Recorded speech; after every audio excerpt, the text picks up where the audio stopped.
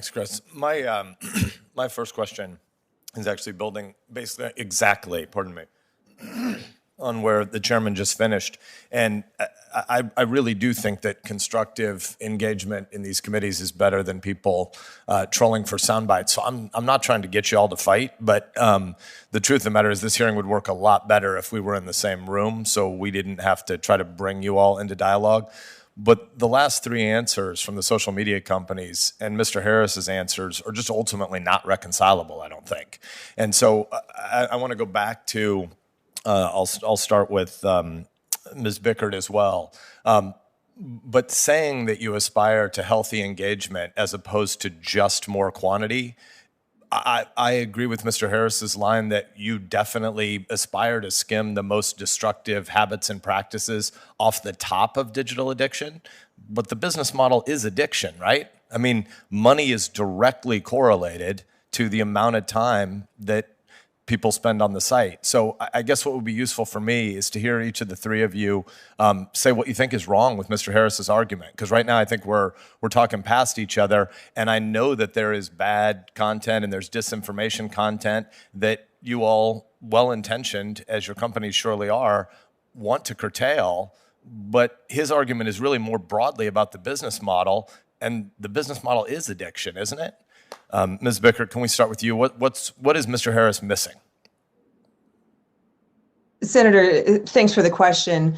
I'll say two things that I hope will be helpful.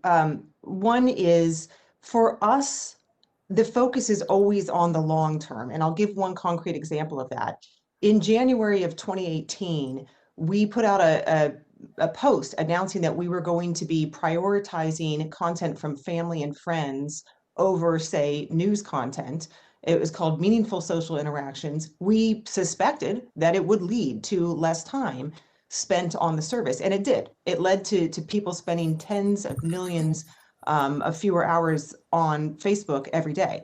But that was something that we did because we thought that longer term, it was more important for people to see that sort of content because they would find it meaningful and they would want to continue to use the site. So it's a long-term picture. And the other thing I would say is the teams that I work with, who include the engineers who are focused on safety issues, removing content, say bullying content or hate speech, and the engineers who are focused on the way that we reduce, for instance, misinformation that's been labeled on the site. A key statistic for those engineers is prevalence, violating content. That's their goal. And we put out public reports on their prevalence. And so, that's an example of how we are focused on the long term and making sure that we are stopping abuse and maintaining a healthy environment.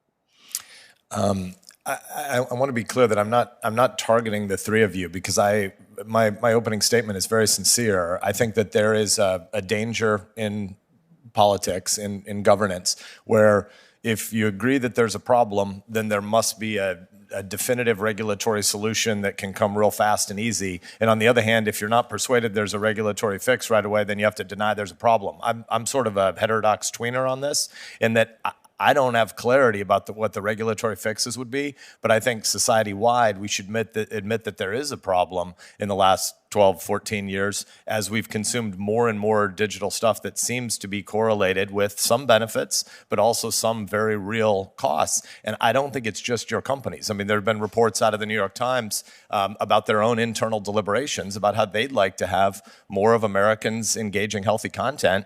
And they're just printing money right now over the course of the last 4 or 5 years. But engagement is much higher when they're angry. And so when the content is angry, it leads to more engagement. And I don't think any of you are really going to dispute that. But I'd like to stay where the question was 2 minutes ago, which is I'd love it if Ms. Culbertson, will you tell me what you think is wrong with Mr. Harris's argument?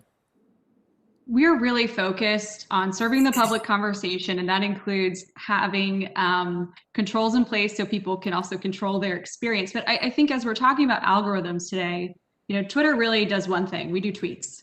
We have a home timeline. And as we're talking about algorithms, we have a ranking algorithm that's designed to show you what might be most relevant to you.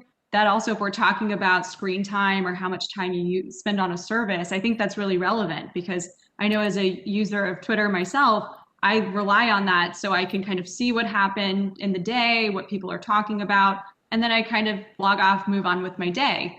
So I think it's important to look at this in a nuanced view and recognize that algorithms can also be helpful in terms of cutting down on screen time or providing a more valuable experience for people. Sure, but the reality is the loop between the products that are being produced and the way as we as narcissistic sinners consume it is, maybe I'll ask it as a direct question, is it or is it not true that when somebody tweets something that's really anger-invoking and outrageous and it goes viral, but then 2 hours later they realize they were wrong and they correct it, isn't the correction usually like 3% of the traffic of the original outrageous but false thing? I mean, so it seems to me that what we know is that people are pretty good at short-term rage, and the product capitalizes on that, doesn't it? Well, I think when looking at Twitter, it's important to remember that it's an open, public conversation. And so everything that happens is in the open, in the public. And typically, you'll see these debates play out. And, I'm a firm believer that connection and connectivity is key to solving problems. And that's what our service does. Of course, people have robust and spirited debates. But I think you have to look at the greater picture there. We are basically at time, so I won't get the chairman to indulge me much longer. But Ms. Veach, do you have anything to say that you think Mr. Harris is wrong about? It would be useful, but right now we're not getting much direct engagement with that. He's making a big argument, and I think we're hearing responses that are only around the margins. Ms. Veach, do you have any criticism of Mr. Harris's argument? I think in your opening statement, you called these nettlesome problems. I agree, they are. I would just make 2 quick points. First, misinformation is not in our interest. Our business relies on the trust of our users, but also our advertisers who on our platform advertise on single pieces of content. We want to build these relationships for the long term. That's why we bake user choice, user control right into the product with things like timers and the opportunity to turn autoplay off, take a break reminders, of which we've sent over 1 billion. Again, those exist so we can build this relationship with our users for the long term. Thank you. I do think a lot of those user preference tools to manage our level of engagement bridging over to addiction are really important innovations. So I applaud those tools.